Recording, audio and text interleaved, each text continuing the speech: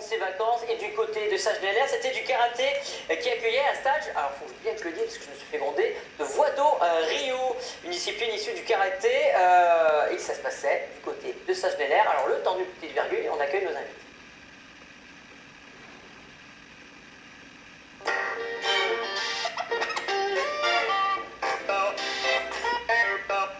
Messieurs, bonsoir. Alors, à ma gauche, monsieur Goro Machopinto, trésorier du comité de karaté de la Loire et aussi directeur sportif du club de Sagenalaire. Et à notre droite, alors, oula, que de palettes, vice-champion de France, on peut l'applaudir, et troisième par équipe. Alors, à compris avec vous, on va parler karaté. Hein. Honneur, on va dire, aux anciens, William, si vous voulez bien, aux maîtres. C'est régulièrement, justement, qu'à Sagenalaire reçoit des maîtres. C'était d'ailleurs le stage annuel de Voie-d'eau Rio, qui veut dire Voie-d'eau Rio. C'est la voie de la paix. Donc c'est un karaté basé sur l'harmonie, donc un travail d'esquive et de contre-attaque. Donc c'est surtout basé là-dessus. Alors les gens, ce qu'ils ne savent pas, pour eux le karaté, c'est quoi? C'est du muchaku, c'est du bâton? Mais pas que, en fait, il y a plusieurs axes. Donc le karaté, qui a ses origines à Okinawa, donc a plusieurs styles, on va dire, et par rapport à la principale activité, donc c'est les percussions pied-point, mais par rapport à ça, il y a le karaté défense, le karaté jiu-jitsu, donc il y a plusieurs possibilités en fonction de chaque individu, donc et de ses souhaits. Donc il y a le karaté sportif aussi, donc à partir de là, donc il y a une panoplie de techniques qu'on peut faire et avoir accès avec le karaté. Alors justement, cette technique, c'est de la souplesse, on va appeler ça de la souplesse, de l'esquive, et c'est le petit-fils qui est présent, qui vous l'enseigne, le petit-fils de maître Hiro Otsuka. Donc j'ai la chance à Sagenalaire de pouvoir faire venir toutes les années le petit-fils du fondateur de ce style, le Voie-d'eau Rio, et il se fait un immense plaisir de venir nous enseigner, et ce qui permet aussi, on va dire, aux professeurs de Ronald et des gens qui viennent même l'année dernière d'Italie, de Suisse, parce que le niveau est assez grand, on va dire, donc j'ai des 4e, 5e, 6e dames qui viennent en tant qu'élèves être accueillis par Otsuka. Et on va le voir justement dans le sujet, il y en a un qui a dit il n'y a pas assez d'une vie pour apprendre le karaté, alors si vous voulez bien, maître, on va s'immerger dans ce stage comme si on y était. Vous voulez bien? Yes, animé.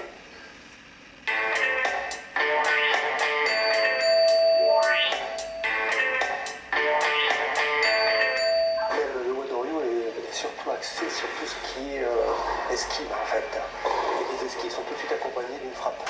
Voilà. C'est un petit peu ce que l'on retrouve dans tout le monde de karaté, puisque les techniques coup de poing, coup de pied sont les mêmes, quelles que soient les méthodes de karaté, quelle que soit l'école, les Rio. Mais dans le Rio, on a vraiment des bases d'aïkido, de kendo, qui nous permettent vraiment d'aller un peu plus au fond des choses en matière de karaté.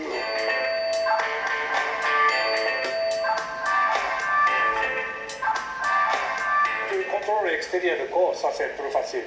Tout le monde connaît tout de suite. Mais c'est comme contrôle l'intérieur, je ne sais pas. Que le niveau c'est vraiment bien. C'est mon 6e année ici. Ce stage ici, c'est spécialement le dojo, c'est toujours petit. Donc limitation de nombre de personnes qui viennent. Ça, tu peux contacter chaque personne plusieurs fois. Donc ce niveau, c'est plus rapidement avancé.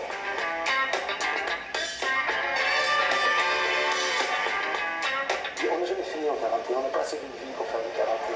Alors moi ça fait 35 ans que j'en fais, tous les jours, et on n'a pas assez d'une vie, j'apprends tous les jours.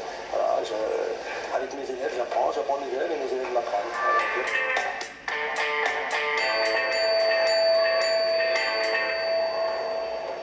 Eh ben c'est très joli reportage. Signé d'ailleurs Sylvain Tizy.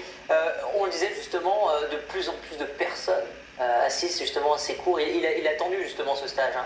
C'est ça. En plus, c'est des personnes de niveau. Ouais. J'ai des 6e dames qui viennent apprendre avec le maître. Et plus d'autres gens qui démarrent aussi le karaté, qui veulent savoir ce que c'est. C'est une chance d'avoir un maître de ce niveau-là. Là, c'est une chance. Je vais aller plus loin. manger un kebab avec un maître, en tête à tête, c'est une chance que j'ai inouïe. Si vous voulez bien, à votre droite, vous le connaissez, bon, on va le présenter pour les téléspectateurs, on peut l'applaudir. C'est Geoffrey William, vice-champion de France. Vous avez décidé, vous, de prendre une autre voie, c'est celle du kata. Le kata, c'est expliqué pour ceux qui ne connaissent pas. Alors c'est un enchaînement de techniques d'environ 2 minutes, 3 minutes selon le kata choisi.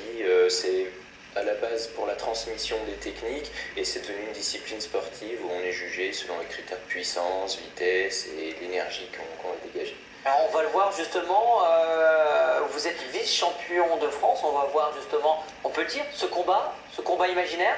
Ouais, c'est un combat, exactement. C'est quoi la difficulté? Alors la première difficulté, la principale, c'est de rester connecté au moule, c'est-à-dire que les techniques sont toutes prédéfinies, il faut les respecter au millimètre près, et en même temps arriver à donner le maximum d'énergie, à se libérer, à faire ressortir un peu le guerrier qui sommeille en nous.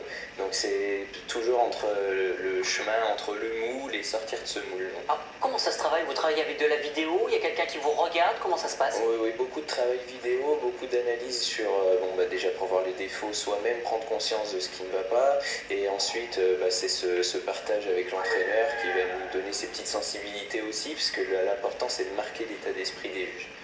Alors, à partir de là, vice-champion de France, vous avez perdu face à une personne que vous connaissez très très bien, parce que maintenant vous êtes en équipe de France avec lui. Exactement, Mindak, c'est un peu la légende française du kata. Il y a eu Michael Milon qui a fait champion du monde, et il y a maintenant lui qui est là depuis quasiment 10 ans, avec presque tout gagné.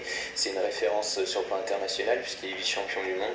Donc j'essaye de prendre sa place, qui me fait progresser, mais aussi de pouvoir partager avec lui en équipe, ça m'aide aussi. Alors justement, l'équipe de France, d'habitude vous étiez en individuel. Comment s'est fait justement ce changement de passer par équipe? Parce que c'est compliqué de travailler à 3, pas à trio. C'est compliqué quand on l'a jamais fait, parce que tout notre travail, c'est justement cette recherche du guerrier. Ça va amener à des petits changements selon les personnes. Là, il faut unifier tout ce travail, surtout qu'on a tous des personnalités un peu différentes, donc il faut arriver à bien s'entendre, à trouver cette synchronisation.